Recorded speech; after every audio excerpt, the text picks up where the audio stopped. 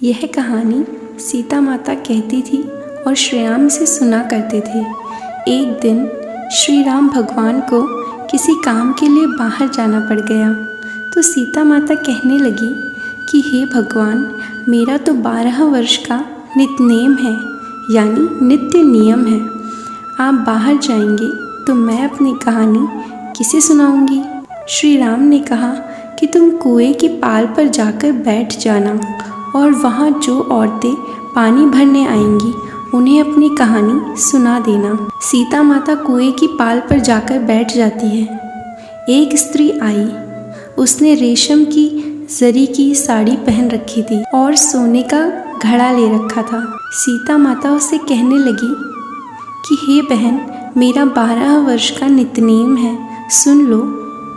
वह स्त्री बोली कि मैं तुम्हारा नित्यनेम सुनूंगी तो मुझे घर जाने में देर हो जाएगी और मेरी सास मुझसे लड़ेगी। उसने कहानी नहीं सुनी और वह चली गई। उसकी रेशम जरी की साड़ी फट गई। सोने का घड़ा मिट्टी का घड़ा बन गया। बहू की बात सुनकर अगले दिन सास ने देखा तो पूछा कि यह किसका दोष अपने सर लेकर आ गई। बहू ने कहा कि कुएं की पाल पर एक औरत बैठी थी। उसने कहानी सुनने के लिए कहा, लेकिन मैंने सुनी नहीं, जिसका फल यह मिला मुझे। बहू की बात सुनकर अगले दिन वही साड़ी और घड़ा लेकर सास कुएं की पाल पर गई।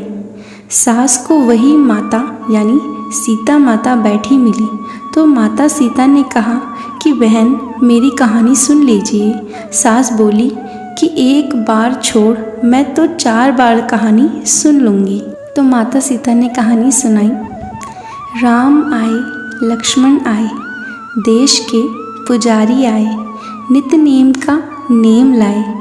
आओ राम, बैठो राम, तपी रसोई जियो राम। माखन मिश्री खाओ राम, दूध बताशा पियो राम। सूत के पलका बैठो राम, शाम दुशाला पोठो राम। शाल दुशाला ओढ़ो राम, जब बोलो जब राम ही राम। राम सवारे सबके काम, खाली घर भंडार भरेंगे, सबका बेड़ा पार करेंगे। श्री राम जय राम, जय जय राम। सास बोली कि बहन, कहानी तो बहुत अच्छी लगी।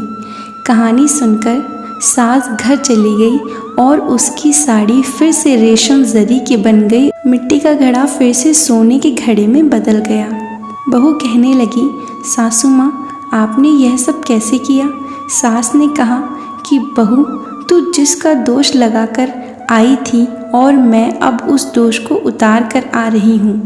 बहू ने फिर पूछा कि वह कुएं वाली स्त्री कौन है? सास बोली कि वे सीता माता थी। वे पुराने से नया कर देती हैं, खाली घर के भंडार भर देती है।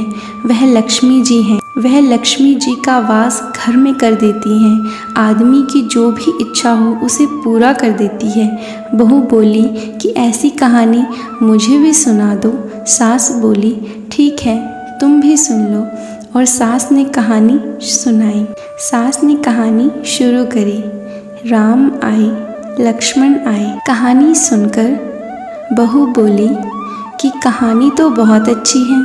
सास ने कहा कि ठीक है, इस कहानी को रोज़ कहा करेंगी। अब सास बहू रोज़ सवेरे उठती, नहाती धोती और पूजा करने के बाद नित्यनेम की सीता की कहानी कहती। एक दिन उनके यहाँ एक पड़ोस की औरत आई और बोली कि बहन, ज़रा सी आँच देना। तो वह बोली कि आँच तो अभी हमने जलाई ही नहीं।